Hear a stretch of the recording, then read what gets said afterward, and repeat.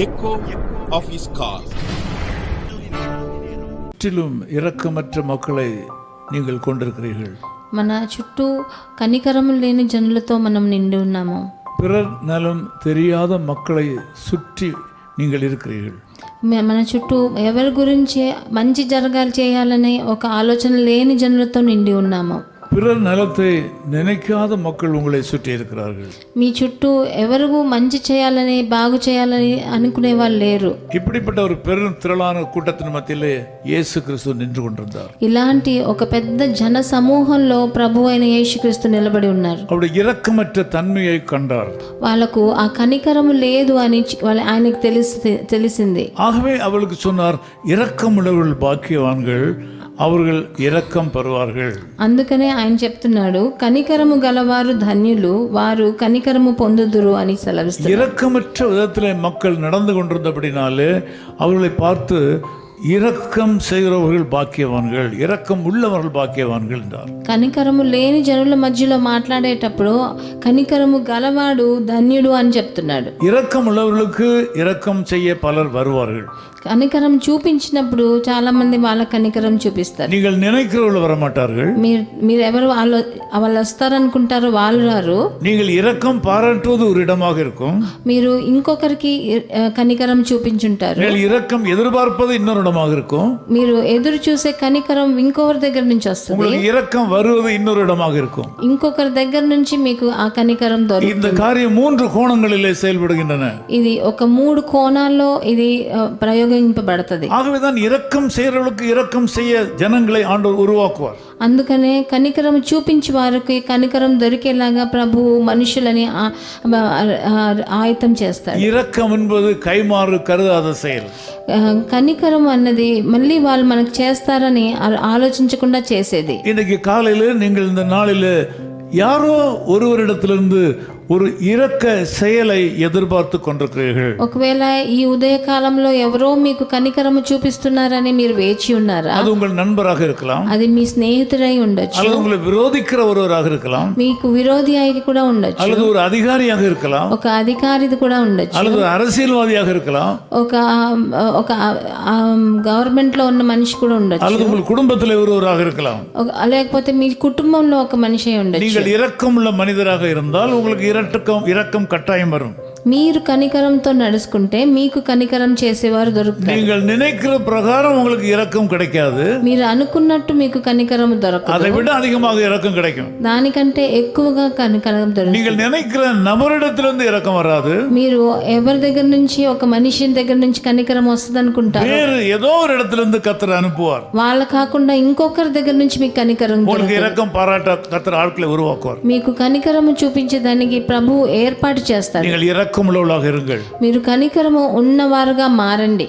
திரும்ப கிடைக்கும் என்று எதிர்பார்க்காதபடி உதவி செய்யுங்கள். మళ్ళీ మనకు దొరుకుతుందని అనుకోకుండా మిగతా వాళ్ళకి సహాయం చేయండి. கருதாமல் உதவி செய்யுங்கள். మళ్ళీ వాళ్ళు చేస్తారని కాకుండా వాళ్ళకి సహాయం உங்களுக்கு చేయండి. இரக்கம் செய்வதற்கு பலர் வருவார்கள். మీకు కనికరము చూపించేదానికి చాలా మంది వస్తారు. கஷ்டப்படுற மக்களை தேடி கண்டுபிடித்தவள் உதவி செய்யுங்கள். ఏదో కష్టపడే వాళ్ళని వెతికి వాళ్ళకి సహకారం చేయండి. எப்பொழுதும் இரக்க சிந்தை உள்ள மக்களாக இருங்கள். ఎప్పుడు కనికరము కలిగిన ఒక చింతతో ఉండండి. சில இடங்களில் நீங்கள் ஏமாற்றப்படலாம். కొన్ని చోట్ల మీరు ఏమార్చబడతారు. ஆனால் கர்த்தர் உங்களுக்கு பலன் அளிப்பார். కానీ ప్రభు మీకు దానికి బదులు உங்களுக்கு ఇస్తాడు. நன்மை உண்டாகும். మీకు మంచి జరుగుతుంది. இந்த நாளிலே ఈ రోజు உங்களுக்கு உதவி செய்ய உங்களை இறக்கப்பட பலரை ஆண்டவர் எழுப்பி தருவார். మీకు సహకారం చేసేదానికి కనికరము చూపించేదానికి ప్రభు ఏర్పాటు చేస్తాడు మనుషుల్ని. துன்பத்திலே உதவி செய்ய சகாயம் உண்டாகும். మీకు దుఃఖపడిన చోట మీకు సహాయం దొరుకుతుంది. துன்பத்தில் உதவி செய்ய சகாயர்களை கர்த்தர் எழுப்புவார். మీరు దుఃఖపడిన చోట మీకు సహాయకులు దొరుకుతారు. ஜெபிக்கிறேன்.